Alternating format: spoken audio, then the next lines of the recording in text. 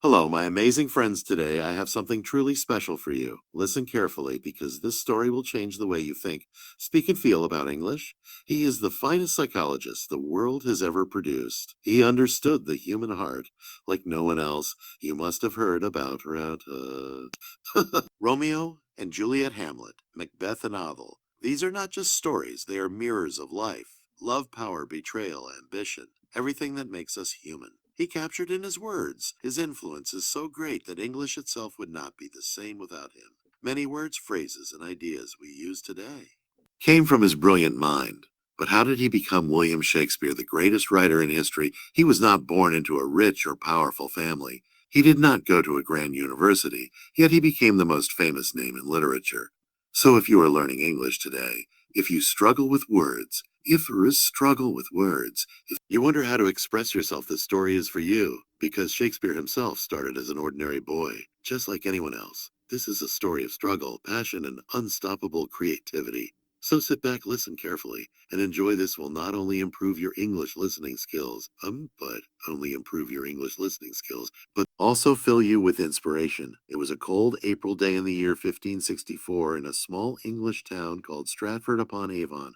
A baby boy was born. His parents, John and Mary Shakespeare, held him close, never knowing that their son would one day change the world. His name was William Shakespeare Stratford. As Upon Avon was not a big city. It was a quiet town with narrow streets, wooden houses, and a river flowing gently through it.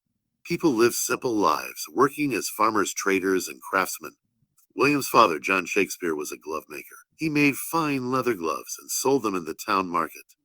He was a hard-working man respected in the community. His mother, Mary R., came from a wealthy farming family. She was kind, strong, and full of love for her children. William was the third of 8 children. The house was always noisy with laughter, chatter, and the sounds of daily life. But William was different. He was curious. He observed everything. He listened to how people spoke, how they laughed, how they cried. He didn't know it yet, but this curiosity would one day make him the greatest playwright of all time. In those days, there were no televisions, no phones, no internet. People entertained or entertained themselves with stories. Traveling actors would come to town and perform plays in the streets. Young William would watch in amazement, his eyes wide with excitement. He loved listening to old legends, folk tales, and heroic stories from history. Each story made his imagination stronger. At the age of 7, with 7able, William started school. The school was a small, simple building with wooden benches and a strict teacher. But what he learned there would shape his destiny. He studied Latin history, poetry, and literature. Latin was the language of scholars, and young William became quite good at it. He read the great Thedet. He read the stories of ancient Rome and Greece. He discovered writers like ID, Plutarch, and Virgil. Their words stayed with him, inspiring his future plays. But William wasn't just a bookworm. He loved nature. He would walk through the green fields, watch the river, and listen to the sounds of birds. He played with his friends, ran through the streets, and enjoyed life like any other boy, yet there was something inside him, a deep hunger for words, stories, and meaning. Just when life seemed normal, trouble struck. William's father, once a respected businessman, started facing financial problems. He had borrowed money for his flourishing mean just when life. But things were not going well. This meant the family had less money. It was a difficult time. There were even days when they struggled to buy food. William saw the stress in his father's eyes, the worry in his mother's voice. He knew that life was uncertain. But instead of feeling hopeless, hopeless, observed everything. He felt every emotion deeply. He learned that life is full of ups and downs, something he would later write about in his plays. Even as a child, William had a special way with words. He would make up little poems and rhymes. He loved to act, to play roles, to entertain his friends with stories. But no one in Stratford-upon-Avon knew that this young boy would one day write the most famous plays in the world. For poor Now he was just William the boy with big dreams, but those dreams were about to take him far, very far. William Shakespeare was growing up fast. By the time he turned 14, he had already read many books, listened to hundreds of stories, and watched traveling actors perform in his small town. But life was not, Reuben. Life was not easy. His father's financial troubles were getting worse. The once respected businessman was now struggling to pay debts. His family, which had lived in comfort, was now facing tough times. Young William saw it all. He saw how quickly life could change. He understood that nothing in life was permanent. Nothing in life was permanent. Money, not status, not even happiness, but instead of feeling hopeless, he became more observant, thoughtful, and creative. And then something happened that changed his life forever. By the time William turned 18, he was no longer a boy. He was a young man. And like many young men, he fell in love. Her name was his in love, her name. Anne Hathaway, she was a beautiful, intelligent, and independent woman. But there was something unusual about their love story and was 26 years old, 8 years older than William in those times. It was uncommon for a younger man to marry an older woman, but love doesn't follow rules, and William was deeply indecisive. Love with Anne, however, something unexpected happened. Anne Hathaway became pregnant before they were married. This was a big deal in those days. Society was very strict about such matters, and a child born outside of marriage would bring shame to both families, so William and Anne had to get married. Quickly in November 1582, at just 18 years old, William Shakespeare married Anne Hathaway. He was still a young man trying to find his way in life, and now he was about to become a father. 6 months after the wedding, Anne gave birth to their first child, a baby girl named Susanna. 2 years later, in 1585, Anne gave birth to twins, a boy Hamnet and a girl Judith. At just 21 years old, William Shakespeare was a husband and a father of 3 children. Life was moving fast, but there was one problem. How would he support his family? His father's business was still struggling, and William had no stable job. He had to find a way to make money. But what could he do? He had no interest in working as a glove maker. Like his father, he had no land, no title, no fortune, but he had words. He had stories. He had a burning desire to create the mysterious lost years, 1585 to 1592. This was the period of Shakespeare's life that historians call the lost years because no one knows exactly what he did during these 7 years. There are no records of him working in Stratford, and no one knows for sure how he survived. But there are some theories. Some say he became a school teacher since he was well educated. He might give all of this as him. He was well educated. Have worked as a private tutor for a rich family, too. Some believe he worked as an actor. He might have joined a traveling theater company, learning the art of performance. 3 others say he got into legal trouble and had to leave Stratford. One story suggests that he was caught hunting illegally on a rich man's land and had to run away. Whatever the truth may be, one thing is certain: by the time Shakespeare reappeared in history in 1592, he was no longer just a small town boy. He was in London, ready to take on the world. London in the late 1500s was a city full of energy, ambition, and opportunity. It was the heart of England's theater scene, filled with actors, writers, and poets, all competing to make a name for themselves. Shakespeare arrived in London with no money, no connections, and no experience, but he had something more powerful: talent, determination, and an unstoppable passion for storytelling. He began working as an actor in small theater groups. He studied everything: the way people spoke, how they expressed emotions, and soon he started writing his own plays. At first, he wrote simple, entertaining plays to make people laugh. But as time passed, he realized he could do more. He could write plays that made people think, feel, and question life itself. By 1592, Shakespeare was becoming known in London's theater world, but not everyone liked him. A famous playwright named Robert Greene insulted him in a letter, calling him an upstart crow, meaning a nobody who was trying to act like a great WR. But Shakespeare didn't let it stop him. Instead, he worked harder. He wrote more plays, performed in more theaters, and gained the respect of actors and audiences. Then in 1593, something terrible happened. A deadly disease called the plague spread across London. Theaters were forced to close, and Shakespeare suddenly found himself without work. But he didn't give up. Instead of writing plays, he started writing poems. He wrote 2 famous long poems, one Venus and Adonis, 2 The Rape of Lucre. These poems made him rich and famous.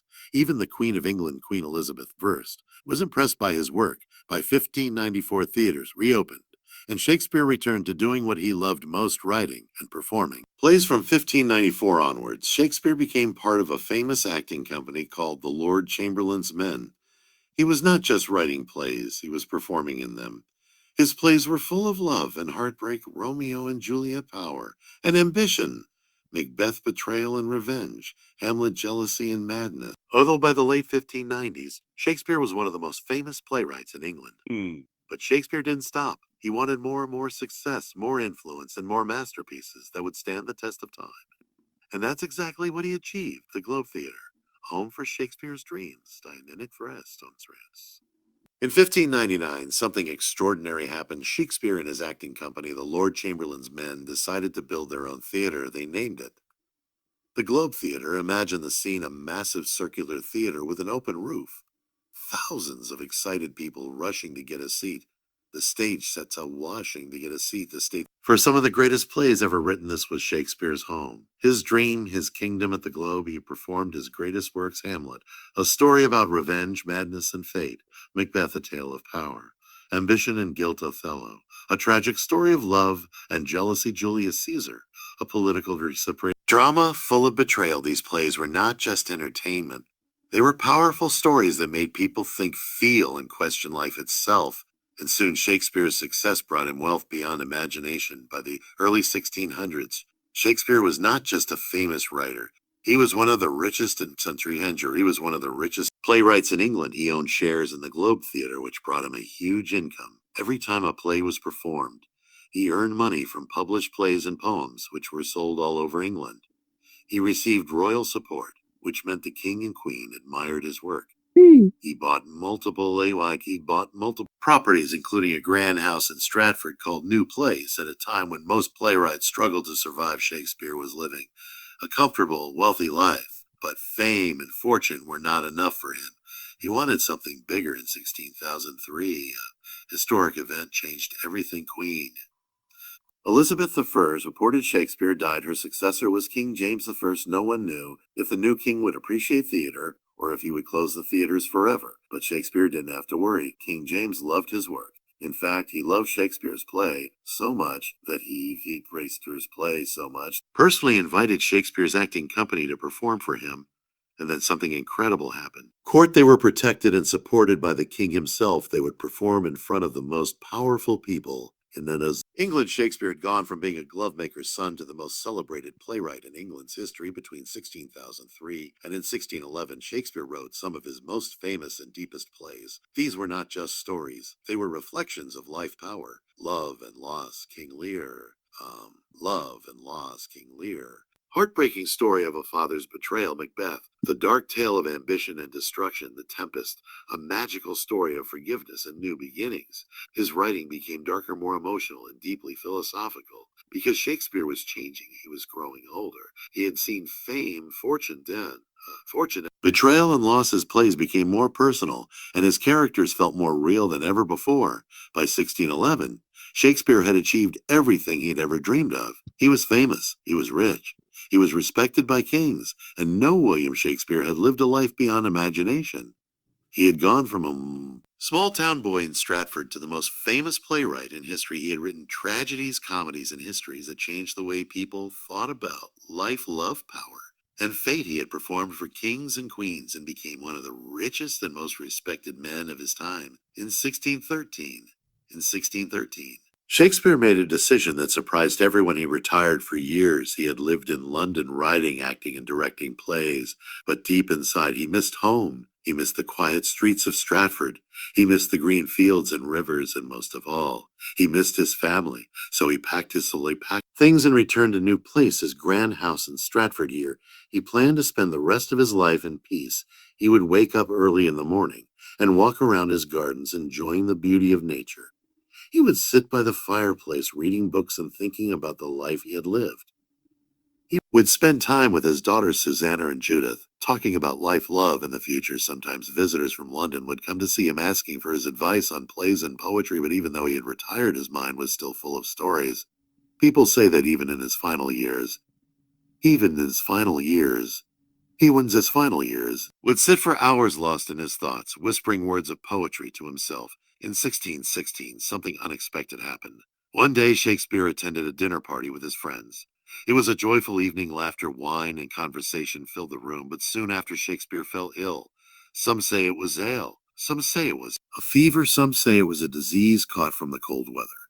No one knows for sure, but within days, his health declined rapidly. His family and friends gathered around him, knowing that the greatest writer in history was leaving this world on April 23rd, 1616, at the age of 52. William Shakespeare. Breathed his last breath, the world had lost a genius, but his words would never die before his death. Shakespeare wrote a few lines that would be his final words to the world. He knew that after his death, people might move his body from his grave, so he wrote an epitaph, a short poem warning anyone who heweth alike tried to disturb his rest. Good friend, for Jesus' sake, forbear to dig the dust enclosed here. Blessed be the man that study cruel these stones, and cursed be he that moves my bones even in death. His words were powerful and eternal. When Shakespeare died, Stratford fell silent. People gathered at Holy Trinity Church, the place where he was baptized as a baby to say their final goodbyes. The church was filled with people, actors, writers, family, friends, and simple townsfolk who had known him since childhood. Tears were shed, prayers were whispered, and his body was laid to rest in the very town where he was. Laid to rest in the very town where he was. Or no grand monuments, no golden tombs, just a simple grave marked with his own words. But little did the world no, this was just the beginning of his legacy. Shakespeare's body may have been buried, but his words refused to die. His plays continue to be performed. His books continue to be read. His most just as at the beginning of his legacy. Name continued to be spoken. Years passed, then decades, then centuries, and yet Shakespeare remained alive in the hearts of people. Across the world, his works were translated into every language on earth. His stories inspired millions of writers, filmmakers, and poets. His words became a part of everyday speech, with phrases like to be or not to be all the worlds. A stage, a rose by any other name, would smell as sweet as life was a proof that words have power, power to inspire, power to heal, power to change the world. Even today, over 400 years later, Shakespeare is still everywhere. His plays are performed in theaters across the world. His books are studied in schools and universities. His words appear in movies, songs, and speeches. Because Shakespeare understood human nature better than anyone else, he wrote about love, betrayal, ambition, jealousy, fate, and dreams, things that every human being can relate to. He showed us that love can be beautiful, but also tragic. Romeo and Juliet power can corrupt even the strongest hearts. Macbeth.